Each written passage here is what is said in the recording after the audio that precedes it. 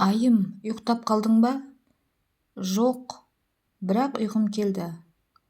Саған бір нәрсе айтсам, күлмейсің бе? Иә, айта ғой. Қатты қорқып жатырмын. Бүгін сенің жаныңа ұйықтайыншы, деп әрең сөйледі. Құрбысының сөзіне күліп жіберген айым. Марал, бала болып кеткенсің бе? Жарайды, келе ғой жаныма, деп көрпесін ашты. Анасынан қолдау күткен баладай қуанып, жүгіріп барып, құрбысының құшағына кіріп кеткен Марал терең тыныстай тәтті ұйқыға кетті. Таңертең құрбысы тағы жұмысқа кеткелі жатқанда, бүгін жалғыз қалса, әлгі біреу тағы келер деп зәресі ұшқан Марал айыммен бірге жан таласып, көшеге шығып кетті. Таң атпай қайда барарын білмесе де, жұмыстарым бар деп автобусқа отырып алды. Барар бағыты белгісіз Марал осылай жолында кездескен автобусқа міне қала аралап кете барды. Қайда барарын білмей, орталық саябақ жаққа бет бұрды. Өзіндегі сан сауал тыныштық бермей, саябақ ішінде жүре берді. Қатты шаршағаны сонша, басы жастыққа тисе, ұйықтай кетердей күйде жүр. Қарны да ашып, амалсыз пәтеріне оралған Марал аяқ-қолы дірілдей есікті әрең ашты. Ойын бөлмек болып, телефонына еш тыныштық бермеді. Еш хабарласпайтын таныстарына дейін звондап, көңілін басқа жаққа ауғысы келді. Бірақ өзін ойнаған сол жағдайды ешкімге айта алмады. Қашанғы телефонда сөйлесер дейсіз? Қатты шаршап, телефонда сөйлесіп жатып, көзі ілініп кетті. Тықыр еткен дыбыстан ұйқысы шайдай ашылды. Әлгі жан ақырын өзіне қозғалып келе жатқандай, аяқтың сенімді түрде басылған әр қадамын анық сезініп жатқан Марал оқыс қимылдауға қорқып, ұйықтап жатқан адам кейпінде жата берді. Әлгі аяқ дыбысы жанына келіп тоқтады. Салқын дем сәл шашының түбінен шықты. Шашынан ұстап иіскегендей. Денесі ұйып, тілі күрмеліп, ештеңе сөйлеуге шамасы келмеген Марал қорқа-қорқа жүрегі жарылардай күйде жатыр. Сол оқыс қимылы өзін құрбан етердей сезініп, үнсіз әлгі жанды бақылауды жөн көрді. Шашынан ақырын иіскеп, жуан қолымен Маралдың маңдайынан сипағандай. Қолы ақырын беті арқылы мойнына қарай жылжи бастады. Саусағының ұшымен бетінен сипап, мойнынан ұстай бастағанда жүрегі қатты дүрсілдей кеткен Марал бұлқынып қарсылық танытқысы келіп, орнынан атып тұрмақ болған еді. Ол әрекеті сәнсіз болды.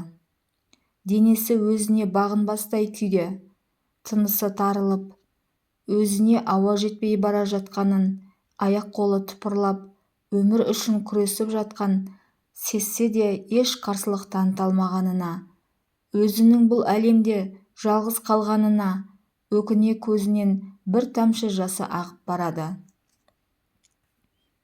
Марал, Марал, әлі ұйықтап жатырсың ба? Деген таныс дауыстан селт етіп оянған қыз орнынан атып тұрып, жүгіріп барып айнаға қарады.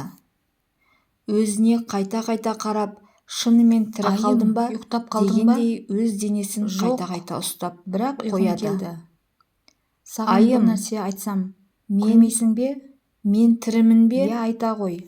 Тірімін ғой? Иә, деп сандырақтай жөнелді. Бүгін сенің жаныңа ұйықтайыншы. Қумашы, сен әрең сөйледі. Тірі болмасаң, құрбысының бұлай тұрмайсың ғой. Саған не болған? Марал, 3 күннен бері бір түрлісің бе? Жарайды. Тыныштық па әйтеуір? Келе ғой жаныма, деп айым шкафтан киімдерін ала бастады. Анасынан қолдау күткен баладай қорқамын. Жүгіріп барып, айым саған айта алмаған едім. Мені осы соңғы 3 күн болды. Біреу аңдып жүр. осы үйдің ішінде таңертең деп құрбысы көзі тағы алақтап жұмысқа кеткелі жан-жағын жатқанда іздей бастады. бүгін жалғыз қалса әлгі біреу тағы келер деп зәресі ұшқан. Кім болсаң да Марал шық, айыммен бірге неге жанталасып жоқта көшеге келесің? шығып кетті. Батыр болсаң Таң неге атпай ояу қайда кезде барарын келмейсің? білмесе де Ұйықтағанымды жұмыстарым бар аңдып деп жүрсің бе? автобусқа отырып Мен алды. енді сенен қорықпаймын. Барар бағыты деп белгісіз Марал бөлменің осылай әр бұрышын жолында іздей кездескен айқайлай бастады. автобусқа міне қала аралап кете барды. Құрбысының бір Қайда түрлі барарын мінезінен білмей, қорыққан айым орталық саябақ телефонын жаққа ала бет көмек бұрды. шақыра бастады. Өзіндегі сан өтпей-ақ сауал дәрігерлер тыныштық келіп, бермей, тексеріп, саябақ ішінде жүре берді. тынышталдыратын укол салдырып Қатты кетті. шаршағаны сонша, Дегенмен басы жастыққа бұл жағдай тисе, бірнеше рет ұйықтай қайталанғаннан кетердей күйде жүр. қорыққан айым Қарнында Маралдың ашып, анасына бар шындықты айтып амалсыз пәтеріне хабарласты. оралған Марал аяқ-қолы Қызы дірілдей үшін есікті алаңдаған әрең ашты. ата-анасы алып ұшып Қалаға ойын келіп, келіп оны алып телефонына кетті. еш тыныштық бермеді. Әр Еш сәтте қызын хабарласпайтын тани алмаған таныстарына дейін звондап, әке үшін бұл көңілін ауыр соққы басқа жаққа болғаны ауғысы рас. келді. Бар танысын Бірақ сала өзін мықты ойнаған дәрігерлерден сол бастап жағдайды ешкімге айта ауылдағы, алмады. аудандағы демі күшті деген Қашанғы молдаларға телефонда сөйлесер оқытып дейсіз? жүріп, әрең өзіне келтіргенімен Қатты шаршап, психикасына телефонда қатты зақым сөйлесіп келген жатып, Марал ұйқысыздық көзі ауруына ілініп кетті. шалдыққан еді. Тықыр еткен дыбыстан ұйқысы Түн шайдай баласы ашылды. ұйықтамай Әлгі терезеге жан телміріп ақырын отырады. өзіне қозғалып келе Бастапқыда үй жатқандай, ішіндегілер аяқтың Маралдың сенімді бұл түрде қылығына басылған торқа әрқадамын қарағандары анық мен сезініп жатқан уақыт Марал өте барлығы оқыс да қимылдауға үйренісе қорқып бастады. ұйықтап жатқан Түні бойы адам терезеге терезеге жата қарап берді. әлгі аяқ дыбысы Үнсіз жанына отыратын келіп қыз біреуді тоқтады күтердей.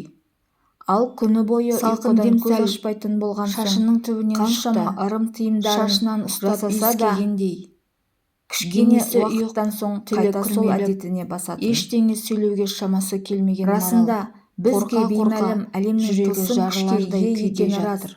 Әр Сол үйдің де оқыс иесі, қимылы өзін киесі құрбан бар. етердей. Демекші, Марал Сезініп, да жаңадан үнсіз көшкен әлгі жанды пәтеріне бір бақылауды тылсым жөн көрді. дүниемен жолыққандай. Шашынан ақырын иіскеп, әне-міне жуан ұзатамын қолымен деп Маралдың ниеттеніп маңдайынан отырған ата-ана сипағандай. үміті сөнгелі қашан. Қолы ақырын беті арқылы Қызы үшін мойнына қарай жанталасып жылжи бастады. апармаған жері қалмаса да Саусағының ұшымен ешбір бетінен молдай сипап, я дәрігер мойнынан ұстай емін толық бастағанда таппағандай. жүрегі қатты Бәріне дүрсілдей уақыт кеткен керек. Марал бұлқынып қарсылық танытқысы Сізбен біз келіп, сенсек те сенбесек те орнынан атып бізге тұрмақ беймәлім болған еді. тылсым әлем Бары ол рас. әрекеті сәнсіз Қорғанымыз болды. Тек дұғамыз бен Денесі иманымыз өзіне бағынбастай Алладан күйде, мұндай сынақтан тынысы аулақтасын. тарылып, Өзіне ауа жетпей бара жатқанын, аяқ-қолы тыпырлап, өмір үшін күресіп жатқан, сезсе де еш қарсылық таныта алмағанына, өзінің бұл әлемде жалғыз қалғанына өкіне көзінен бір тамшы жасы ағып барады. Марал, әлі ұйықтап жатырсың ба? деген таныс дауыстан селт етіп оянған қыз орнынан атып тұрып, жүгіріп барып айнаға қарады. Өзіне қайта-қайта қарап, шынымен тірі қалдым ба? дегендей өз денесін қайта-қайта ұстап қояды. Айым, мен тірімін бе? Тірімін ғой? Я деп сандырақтай жөнелді.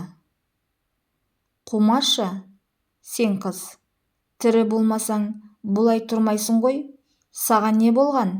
3 күннен бері бір түрлісің. Тыныштық па әйтеуір? деп айым шкафтан киімдерін ала бастады. Мен қорқамын. Айым саған айта алмаған едім. Мені осы соңғы 3 күн болды. Біреу аңдып жүр. Осы үйдің ішінде деп көзі алақтап, жан-жағын іздей бастады. Кім болсаң да шық. Неге ешкім жоқта келесің? Батыр болсаң, неге ояу кезде келмейсің?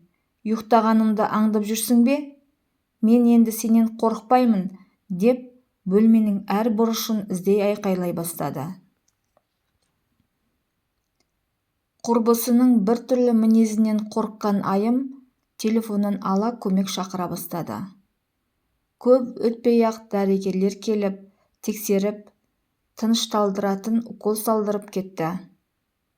Дегенмен бұл жағдай бірнеше рет қайталанғаннан қорыққан айым Маралдың анасына бар шындықты айтып хабарласты. Қызы үшін алаңдаған ата-анасы алып ұшып қалаға келіп, оны алып кетті. Әп-сәтте қызын тани алмаған әке үшін бұл ауыр соққы болғаны рас. Бар танысын сала, мықты дәрігерлерден бастап, аудандағы демі күшті деген молдаларға оқытып жүріп, әрең өзіне келтіргенімен психикасына қатты зақым келген Марал ұйқысыздық ауруына шалдыққан еді. Түн баласы ұйықтамай, терезеге телміріп отырады. Бастапқыда үй ішіндегілер Маралдың бұл қылығына қорқа қарағандары мен уақыт өте барлығы да үйренісе бастады. Түні бойы терезеге қарап, үнсіз отыратын қыз біреуді күтердей. Ал күні бойы ұйқыдан көз ашпайтын болған соң, қаншама ырым-тыйымдарын жасаса да, кішкене уақыттан соң қайта сол әдетіне басатын. Расында, бізге беймәлім әлемнің тылсым күшке ие екені рас. Әр үйдің де иесі, киесі бар. Демекші, Марал да жаңадан көшкен пәтерінде бір тылсым дүниемен жолыққандай. Әне-міне ұзатамын деп ниеттеніп отырған ата-ана үміті сөнгелі қашан. Қызы үшін жанталасып апармаған жері қалмаса да, ешбір молда я дәрігер емін толық таппағандай, бәріне уақыт керек. Сіз бен біз сенсек те, сенбесек те, бізге беймәлім тылсым әлем бары рас. Қорғанымыз тек дұғамыз бен иманымыз Алладан мұндай сынақтан аулақ қылсын.